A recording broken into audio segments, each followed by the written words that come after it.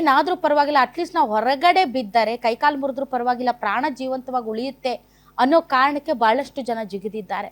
ಆದರೆ ಒಂದು ತಾಯಿ ಮಗು ಪಾಪ, ಆ ತಾಯಿ ಎಷ್ಟು ಒದ್ದಾಡಿರ್ಲಿಕ್ಕಿಲ್ಲ ಅಂತ, ಆ ಮಗುನ ಹೇಗೆ ಬಚಾವ್ ಮಾಡಬೇಕು ಅಂತಲೂ ಗೊತ್ತಾಗದೆ ಇಂತಹ ಘಟನೆಗಳನ್ನು ನೋಡಿದಾಗ ಬಸ್ನಲ್ಲಿ ನಾವು ಪ್ರಯಾಣ ಮಾಡಬೇಕಾ ಮಾಡಬಾರ್ದಾ ಅಂತ. ಹಣೆ ಬರಹ ಹೇಗೆ ಎಲ್ಲಿ ಯಮರಾಯ ಕಾಯ್ಕೊಂಡಿರ್ತಾನೋ ಗೊತ್ತಿಲ್ಲ.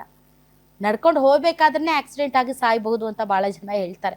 ಹೀಗಾಗಿ ಭಯ ಬೇಡ, ಎಚ್ಚರಿಕೆ ಇರಲಿ ಅಷ್ಟೆ.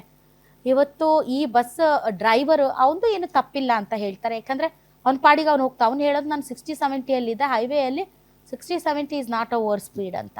ಆದರೆ ಎದುರುಗಡೆಯಿಂದ ಬರ್ತಾ ಇದ್ದಂತಹ ಆ ಲಾರಿ ಕಂಟೈನರ್ ಆತ ಕೂಡ, ಲಾರಿ ಡ್ರೈವರ್ ಕೂಡ ಸಾವನ್ನಪ್ಪಿದ್ದಾನೆ ಈ ಘಟನೆಯಲ್ಲಿ. ಭಾಳಷ್ಟು ಜನ ಗೋಕರ್ಣಗೆ ಹೋಗ್ತಾಯಿದ್ರು, ದೇವಸ್ಥಾನಗಳಿಗೆ ಹೋಗೋಣ ಅಂತ ಹೋಗ್ತಾಯಿದ್ರು, ಲಾಂಗ್ ವೀಕೆಂಡ್ ಇದೆ, ತಮ್ಮ ಊರಿಗೆ ಹೋಗೋಣ ಅಂತ ಹೋಗ್ತಾಯಿದ್ರು. ಒಬ್ಬೊಬ್ರದ್ದು ಒಂದೊಂದು ಕತೆ ಇದೆ ವೀಕ್ಷಕರೇ.